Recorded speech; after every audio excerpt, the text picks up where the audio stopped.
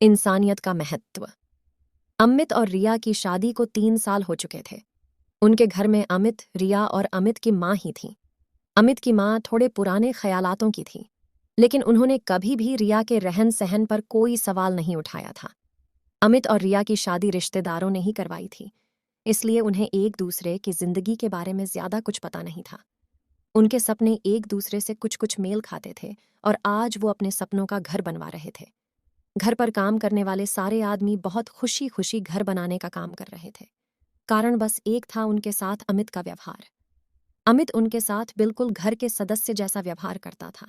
उनके साथ चाय पीने बैठ जाता, कभी उनके लिए पानी ले जाता और कभी गुजरे हुए जमाने की बातें करने लगता। रिया को अमित की ये आदत बिल्कुल भी पसंद न थी। उसे वो लोग अपने स्टैंडर्ड से नीचे के लगते। उसने अमित को कई दफा रोकने की कोशिश भी की, लेकिन वो तो ऐसा ही था। वो अपनी आदत नहीं बदल सकता था।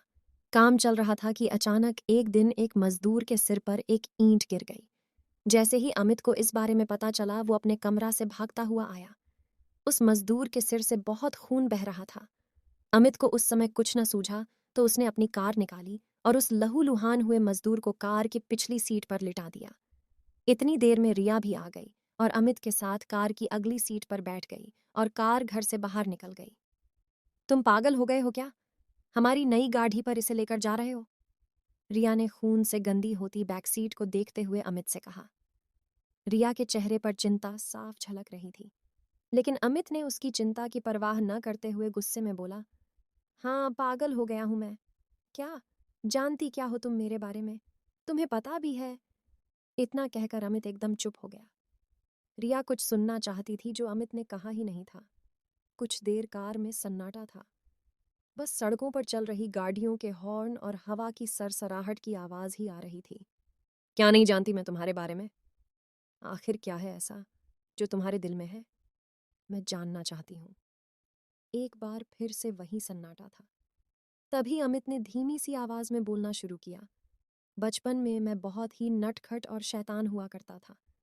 इतना शैतान कि पढ़ाई में बिल्कुल भी ध्यान नहीं देता था। मेरे पिताजी मुझसे बहुत तंग थे। उन्होंने मुझे बहुत बार समझाने की कोशिश की कि मैं पढ़ाई की तरफ ध्यान दूं, लेकिन मैं उनकी एक न सुनता था। और एक दिन उन्होंने तंग आकार मेरा नाम स्कूल से कटवा दिया।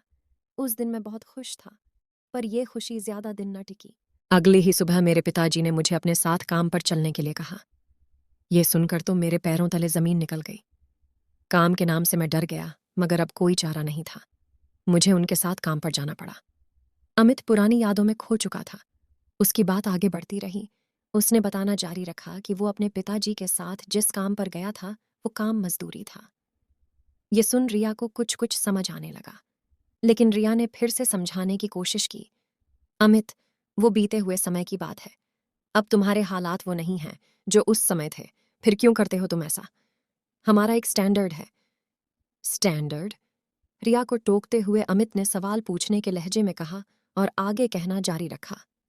इसी स्टैंडर्ड ने ही आज इंसानियत को दिखावे के पर्दे में इस कदर लपेट दिया है कि इंसान को इंसान का दर्द नहीं, बल्कि अपना स्टैंडर्ड दिखाई देता है। उसे अपना अंधेरों में बीता हुआ कल नहीं दिखता, बल्कि झूठा चमचमाता हुआ आज दिखाई देता है। रिया को आज अमित का एक बदला हुआ रूप देखने को मिला। उसने ऐसी उम्मीद न की थी। घर में ऐसे मामलों पर कभी छोटी मोटी बहस हुआ करती थी, लेकिन आज तो बात साफ होने पर थी। आखिर कौन किसके हिसाब से चलेगा, आज इसका फैसला आने वाला था। इसी दिखावे के कारण मैंने अपने पिता को खो दिया। उस दिन, जिस दिन मैं पहली बार काम पर गया था, ठीक इसी तरह उनके सिर पर भी चोट लगी थी और तुम जैसा ही कोई उस घर को बनवा रहा था। अगर उस समय उन लोगों ने एम्बुलेंस बुलाने की जगह अपनी कार में मेरे पिताजी को हॉस्पिटल ले जाने की कोशिश की होती, तो शायद आज वो हमारे साथ होते। रिया सब समझ चुकी थी। उसे अपनी गलती का एहसास हो चुका था। इतनी देर में हॉस्पिटल भी आ गया। अमित ने कार हॉस्पिटल के गेट के आगे रोकी और उसी वक्त रिया कार से उतरकर मदद मांगने के लिए अंदर चली गई। कहानी यहीं खत्म नहीं होती। अमित के पिता के मरने के बाद उसके काम के पहले दिन ने ही उसका भविष्य तय कर दिया था, मगर उसे अपना ये भविष्य मंजूर न था। उसने घर की जिम्मेदारी संभालने के लिए उसने काम तो किया, लेकिन अपनी पढ़ाई भी जारी रखी और खुद को एक अच्छे मुकाम पर ले गया। इसीलिए वो इंसानियत का मतलब जानता था और इंसानों की कदर करता था, ना कि पैसों की। इंसानियत पर कहानी आपको कैसी लगी? कमेंट करके हमें ज़रूर बताएं और हमारे चैनल हिंदी कहानी AI को ज़रूर सब्सक्राइब करें। धन्यवाद।